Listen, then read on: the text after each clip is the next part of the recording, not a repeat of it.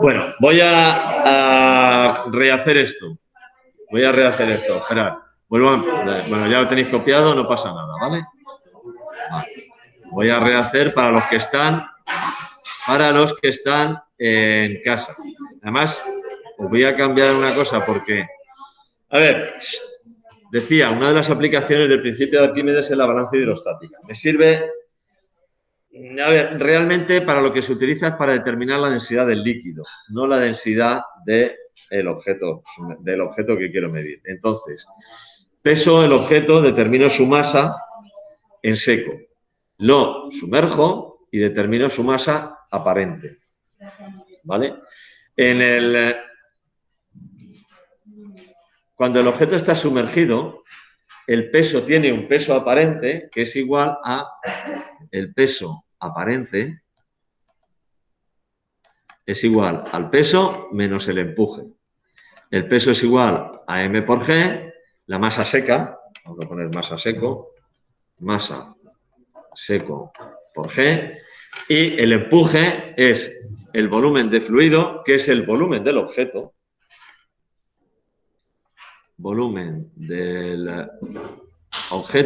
por densidad del fluido por g. Entonces, el peso aparente es masa aparente por g.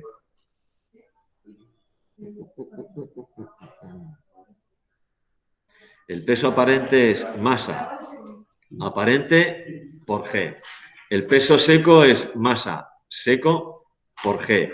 Y el volumen, este sería el volumen del objeto,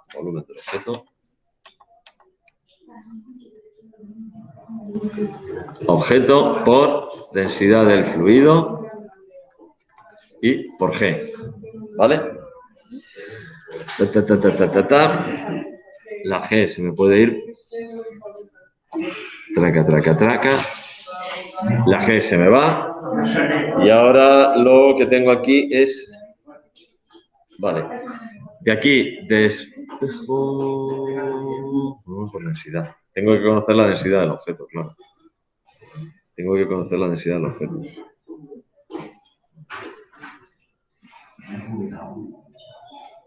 Joder, que vaya rollo patatero, por Dios. Vaya rollo patatero. Bueno, en fin. Puedo poner al final que el volumen del objeto por la densidad del fluido es igual a la masa en seco menos la masa sumergido, que es la masa aparente, menos la masa sumergido. ¿Vale? Y de aquí puedo determinar la densidad del fluido como masa en seco menos la masa sumergido partido por el volumen del objeto que he introducido. Esto se utiliza, por ejemplo, para determinar densidad de fluidos cuya densidad es desconocida. Cojo una bola, la peso, la misma bola la introduzco en agua y la vuelvo a pesar y entonces calculo la densidad del fluido. Esto es una aplicación del principio de Arquímedes, que es lo que se llama la balanza hidrostática. ¿Vale? Para determinar la densidad de un objeto o el volumen de un objeto es tan sencillo como, ya lo habéis hecho, en una probeta, llenar de agua, introducir el objeto y ver el aumento de volumen. Por lo cual, determinar el volumen, en este caso, es muy sencillo. Vale, voy a volver aquí, al libro. Me vuelvo al libro. Para continuar, vaya desastre, por Dios.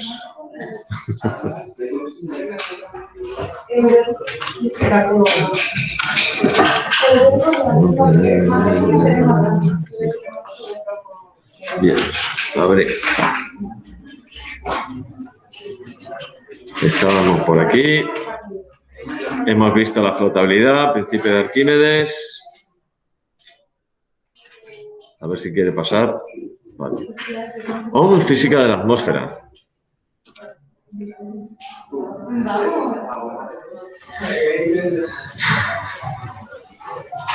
Por aquí voy a pasar, pero muy rápido. Me voy a dedicar a hacer ejercicios.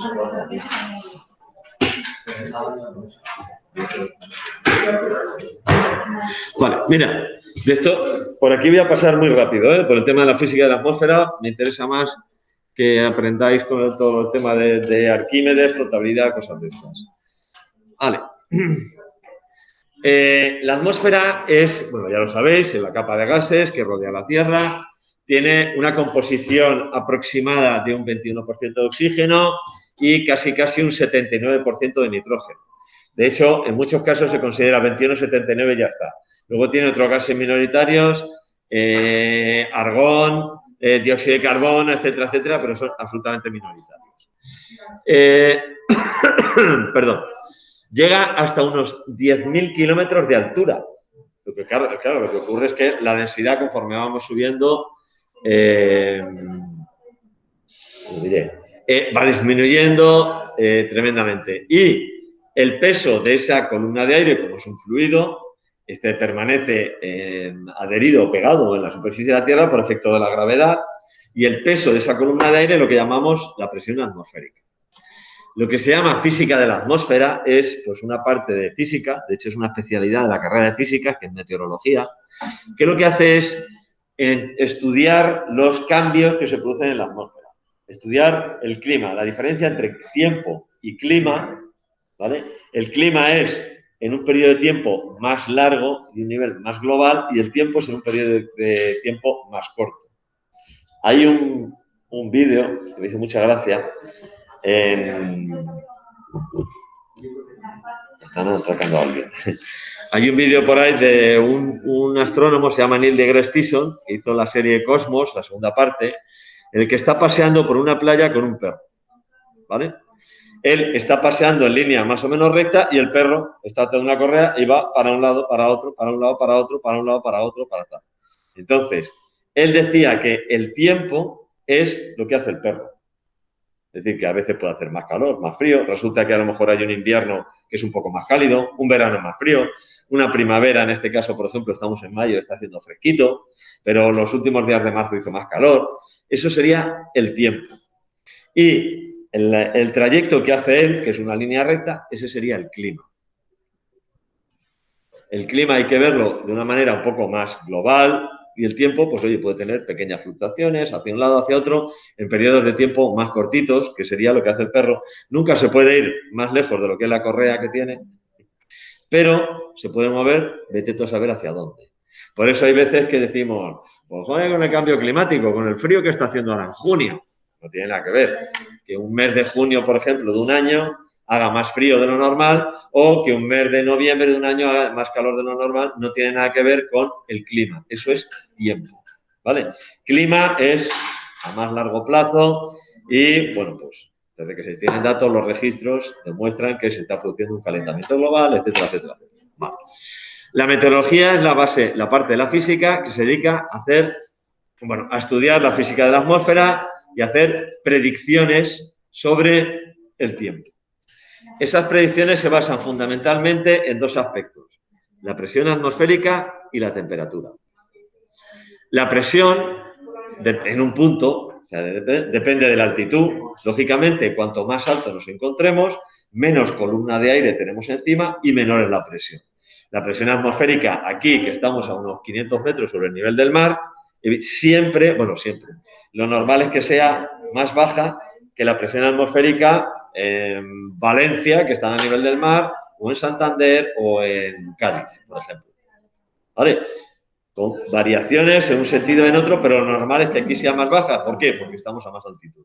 Y depende también de la temperatura, porque el aire, como todos los cuerpos, cuando más caliente está, se dilata. Si el aire se dilata, su densidad disminuye y, por tanto, la misma columna de aire que tenemos encima, si está más caliente, pesará menos y habrá menos presión. Si está más fría, pesará más, habrá más presión, etcétera, etcétera. ¿Vale? Para hacer las predicciones meteorológicas, lo que se utilizan son se indican las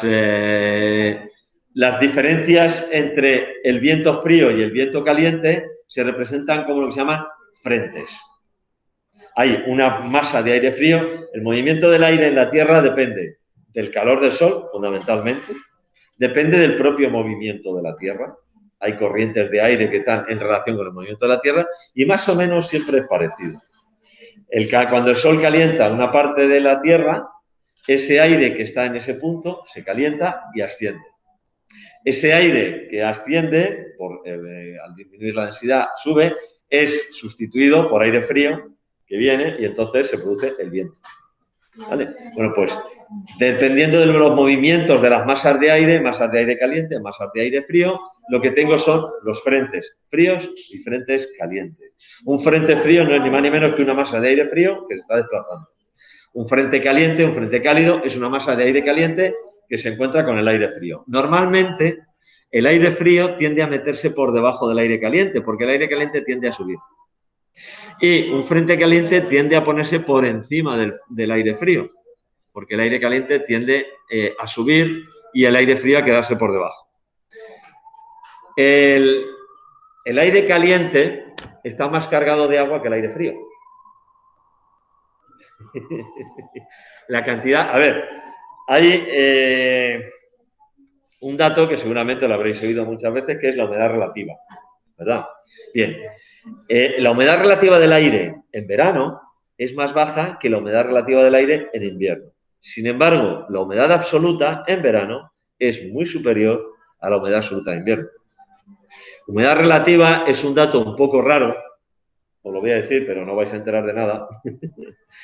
Cuando yo digo que la humedad relativa del aire es de un 20%, esto significa que la presión de vapor del aire en este momento es el 20% de la presión parcial del vapor de agua en el aire en este momento es el 20% de la presión de vapor del agua a esta temperatura. A ver, ¿qué es eso de la presión de vapor? Imaginaos que dejáis en un recipiente cerrado un cubo con agua o un vaso con agua, lo que sea. Ese agua empieza a evaporarse. Se evapora, igual que se seca un charco, se evapora. Llegará un momento en el que todo el aire que hay dentro de ese recipiente que está cerrado alcance la máxima cantidad de vapor que puede alcanzar. Porque ya llegará un momento en que el agua se esté evaporando y se esté condensando a la misma velocidad y ya no va a haber más vapor en ese recipiente. Bueno, pues a la presión que ejerce el vapor de agua en ese recipiente a esa temperatura se le llama presión de vapor. Se llama así. Pues imaginaos que esa presión de vapor en atmósferas es 0,5 atmósferas. A una temperatura de 20 grados, que estamos aquí más o menos.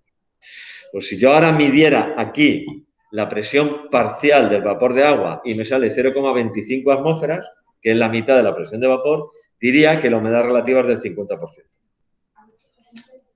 Pero cuando el aire está caliente, es capaz de contener mucha más cantidad de agua. Entonces, la presión de vapor es mucho más alta. Para una misma humedad relativa, la humedad absoluta es mucho mayor en verano que en invierno. Y la humedad absoluta es la cantidad de agua que contiene el aire. ¿Qué ocurre? Cuando yo tengo una masa de aire frío que se encuentra con una masa de aire caliente, el aire caliente está saturado de humedad, tiene mucha humedad, se encuentra con aire frío, ese aire frío no aguanta tanta humedad y llueve. Cuando ocurre al revés, que es la masa de aire caliente la que se encuentra con un aire frío, ocurre exactamente lo mismo. Lo que pasa es que el aire viene cargado de humedad y se encuentra con aire frío, se enfría ese aire y llueve. ¿Vale? Entonces, estos frentes que los veis en los mapas del tiempo, estos son los frentes, esto representa una bolsa de aire frío que se está desplazando. Aquí fijaos, hay frío, caliente, frío, caliente, frío, caliente. Esto es una bolsa de aire caliente, pero normalmente cuando yo tengo un frente cálido, lo que tengo es lluvia. Y cuando tengo frentes fríos también, lo que tengo es lluvia. Porque el aire caliente se enfría, o en cualquiera de los casos, porque llega el aire frío y se mete por debajo, o porque el aire caliente se mete por encima del aire frío. Pero suelen indicar lluvia estos frentes, ¿vale? Estas líneas que veis aquí, fijaos, aquí viene... En línea viene en hectopascales o milibares. Un hectopascal es lo mismo que un milibar. ¿Vale? 1032 hectopascales, 1028, 1024, 1020, 1016. ¿Qué significa esta línea? Significa que todos los puntos de esta línea se encuentran a la misma presión. Por eso se llaman líneas isobaras, misma presión. Y te dan un montón de información. Aquí, fijaos, tengo en el punto 1 presiones de 1032 hectopascales. En el punto 2, 976 hectopascales. Esto es una zona de altas presiones, esto es una zona de bajas presiones. Esto es un anticiclón, esto es una borrasca. Tiqui, tiqui, tiqui, tiqui, tiqui. En las borrascas, cuando el sol calienta el suelo, el aire también se calienta, se expande, disminuye su densidad, su presión asciende para arriba y el aire gira en sentido contrario a las agujas del reloj. ¿Vale? Fijaos la forma que coge aquí. El aire está girando aquí en sentido contrario a las agujas del reloj. En un anticiclón lo que tengo es lo contrario, zonas de presión más alta de lo normal, normalmente asociadas a buen tiempo. ¿Vale? En los bordes de los anticiclones, como se encuentra el aire caliente con el aire frío, pues ahí llueve y tal, pero cuando estoy en el centro del anticiclón tengo buen tiempo. Si os fijáis, en la línea de las líneas isobaras, aquí tengo claramente, aquí a la izquierda tengo un anticiclón y aquí a la derecha tengo una borrasca. Fijaos la diferencia, por ejemplo, entre esta línea isobara de aquí, 1028 milibares y 1024. Aquí hay una diferencia de presión de 4 milibares, pero fijaos en qué distancia. Aquí, por ejemplo, 984, ¿veis esta? 988 esta. Hay la misma diferencia de presión, pero fijaos en qué distancia. Esto es el equivalente más o menos a lo que serían las curvas de nivel en un mapa.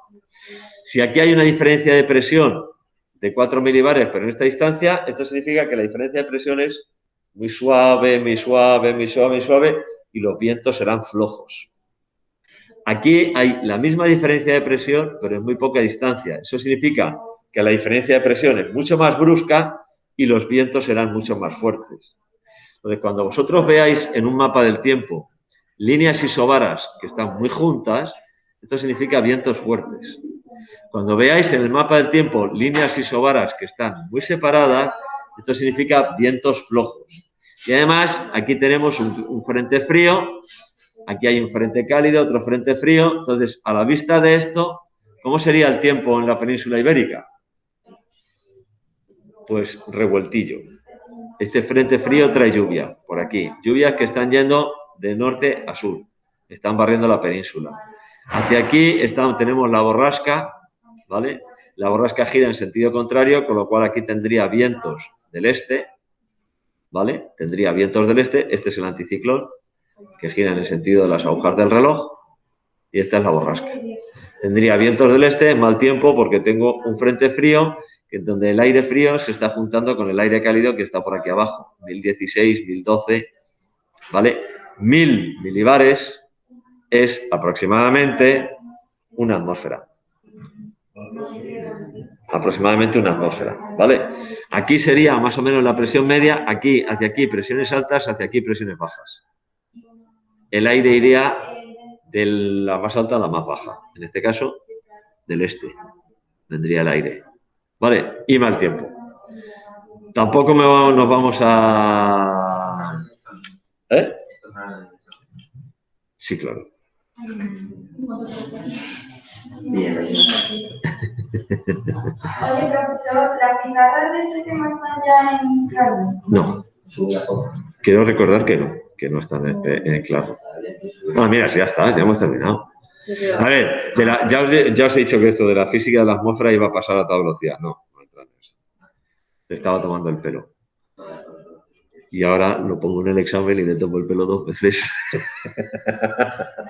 No. ¿Qué es lo que voy a poner en el examen? Ejercicios que tengan que ver con presiones hidrostáticas, con Arquímedes, con empujes, con cosas de estas. ¿Vale? Pero física de la atmósfera, no. A ver, yo qué sé, ¿por qué os podía poner así, un mapa como este y preguntarte, oye, ¿dónde hay un anticiclón y dónde hay una borrasca? Por ejemplo.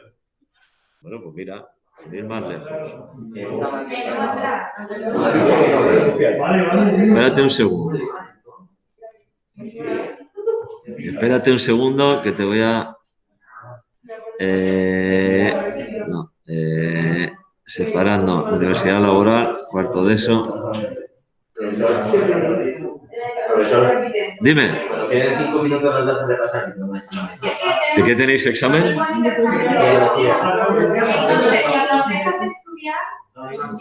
¿Cómo lo repasar? Fijaos, esto es un examen de cuarto de ESO que puse yo hace bastante tiempo en la laboral. Queremos extraer agua de un pozo de 15 metros de profundidad con un caudal de 20 litros por minuto. ¿Qué potencia debe tener la bomba que utilizaremos? Esto es cuarto de ESO. Pero si esto no lo sabéis hacer. No lo sabéis hacer esto. ¿Qué trabajo realiza el motor de un coche cuya masa es de 1.200 kilogramos y que acelera desde 36 kilómetros hora a 108 kilómetros hora?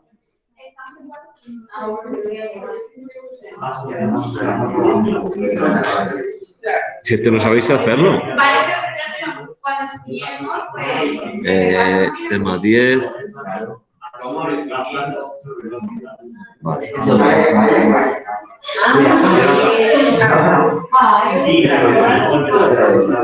Entonces, mira, indica si en las zonas marcadas con una X, Océano Atlántico, suroeste de Inglaterra y Mar Mediterráneo, hay un anticiclón o una borrasca.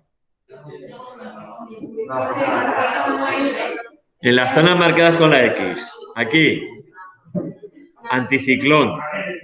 Mirad las presiones, 1024 milibares. Aquí, 900 y pico, borrasca. ¿Y aquí qué hay? Otra borrasca. 900 y pico, esto es una borrasca más pequeñita, pero es una borrasca. Silencio. Señala una zona donde el viento sople con fuerza. Donde estén las líneas isobaras más juntas. Ahí es donde soplará el viento con fuerza. Esto es, se llama el mar de Alborán. Esto es Galicia, Atlántico Norte. Indica la dirección del viento en esa zona. La dirección del viento en esa zona. ¿Hacia dónde va el viento? De más a menos presión. O de menos a más presión. De más a menos presión. Iría hacia el nordeste. El viento iría hacia el nordeste en este caso.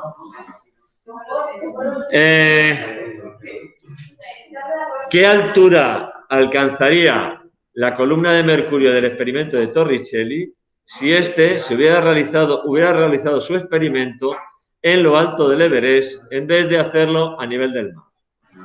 Altura del Everest, 8.800 metros, una atmósfera son 101.300 pascales, que a su vez son 760 milímetros de mercurio, y la densidad del aire es de 1,29 kilogramos metro cúbico. Esto sí os lo puedo poner.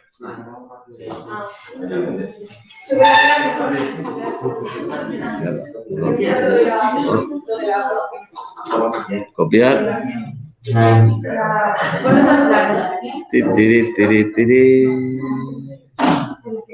Espera. 3 puntos.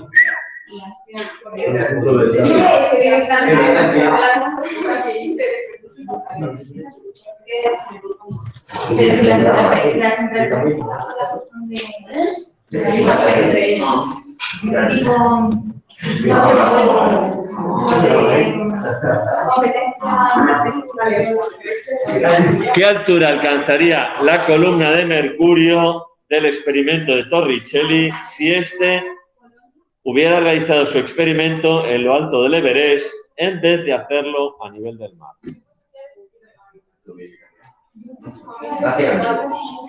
Es decir,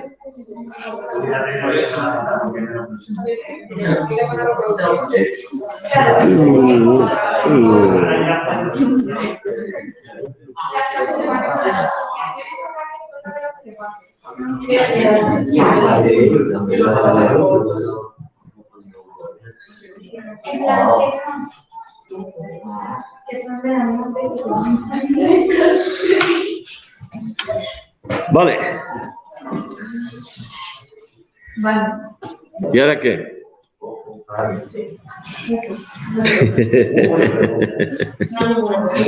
¿Cuál es la diferencia de presión entre este punto? Bueno, primero, ¿cuál es la presión aquí?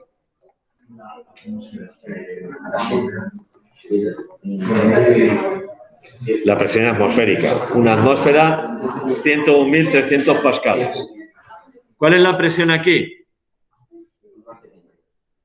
Ya, pero ¿cuál? ¿Cuál es la presión? Pues 1800 por gravedad por... Profesor, déjame pasar. Densidad, pero densidad sería la del aire, ¿no? Claro. Lógicamente. O la de... Sí. Por ejemplo, la gravedad por... Sí. Por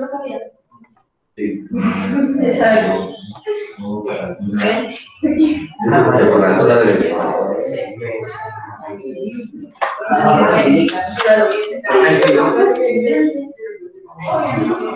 No quería decirlo, pero...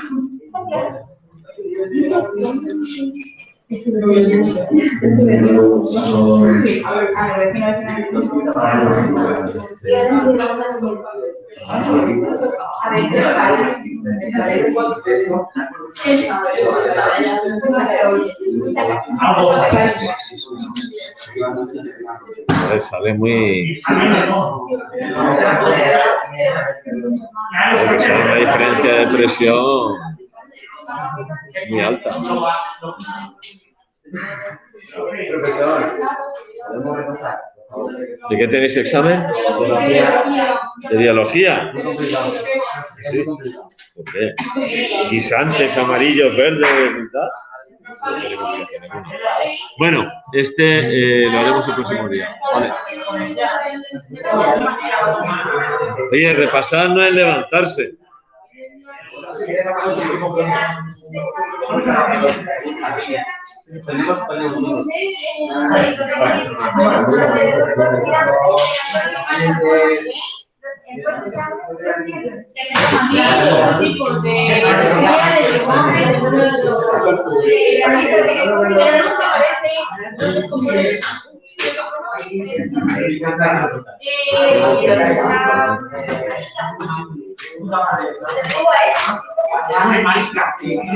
Bueno, dejo de grabar y estos señores van a repasar para